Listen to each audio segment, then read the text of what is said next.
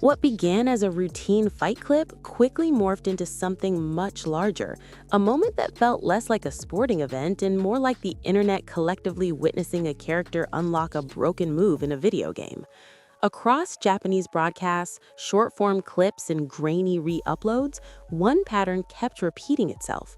A fighter advancing with calm, almost clinical intent, extending her leg again and again with uncanny precision, disrupting rhythm, posture, confidence, and ultimately belief.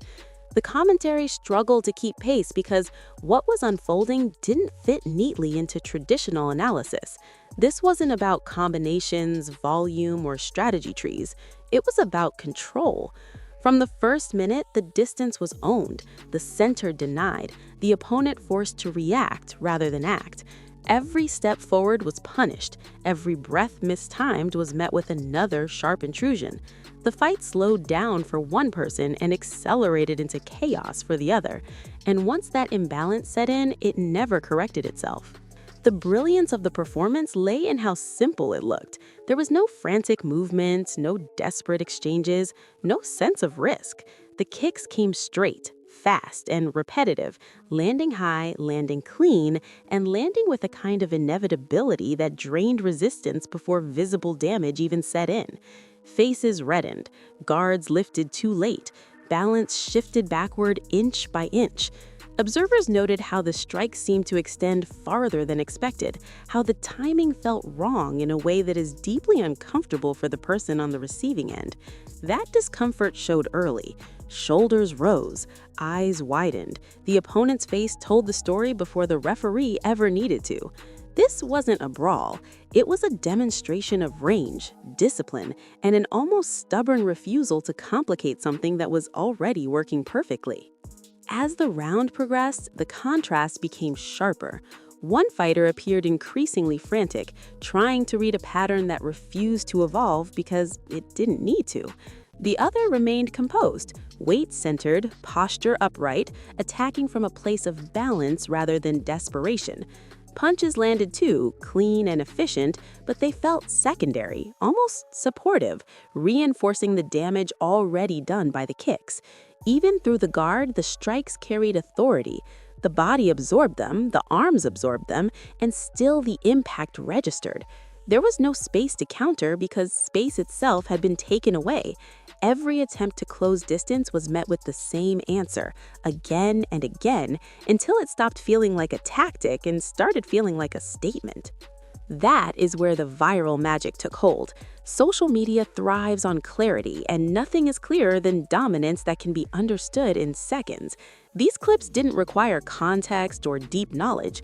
You didn't need to know the fighter's records or the promotion or the stakes. You could see it instantly. Step in, eat a kick. Try again, eat another. Get dropped, get pointed at, get reminded. It looked disrespectful not because it was showboating, but because it was honest. There was no attempt to hide what was happening.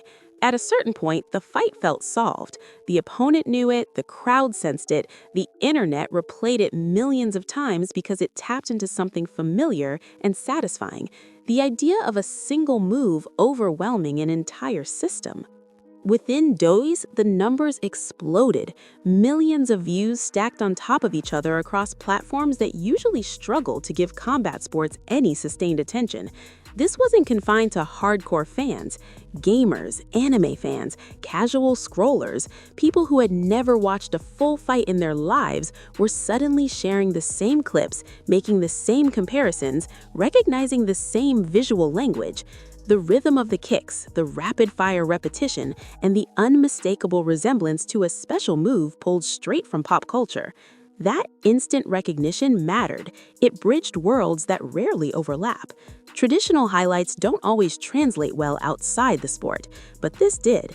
It was clean, readable, and endlessly loopable. What made the moment even more compelling was the timing. In an era where virality often outweighs credentials, style can eclipse a resume overnight.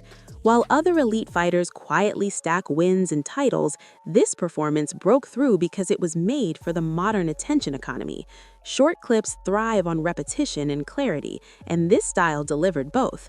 15 seconds was enough to tell the story. 30 seconds felt generous.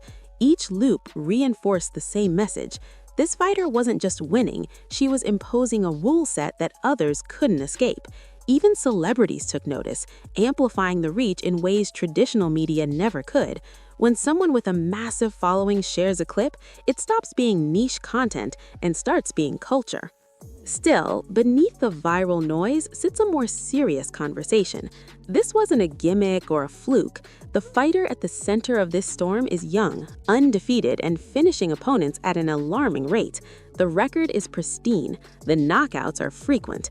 This is not someone surviving on hype alone. The fundamentals are there, sharpened by years of training across disciplines, refined into a striking style that looks simple but demands extraordinary timing and confidence to execute at this level. The kicks are not just fast, they are placed.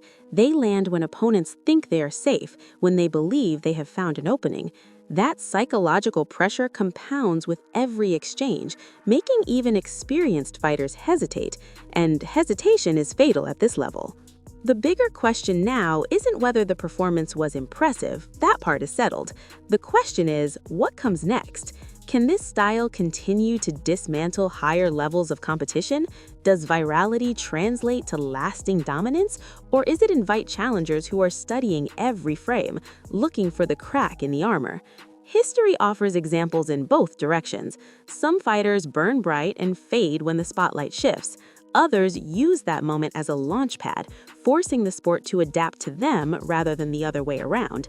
What's undeniable is that the conversation has changed, attention has shifted. A new name is being searched, shared, debated, and compared in ways that few fighters ever experience.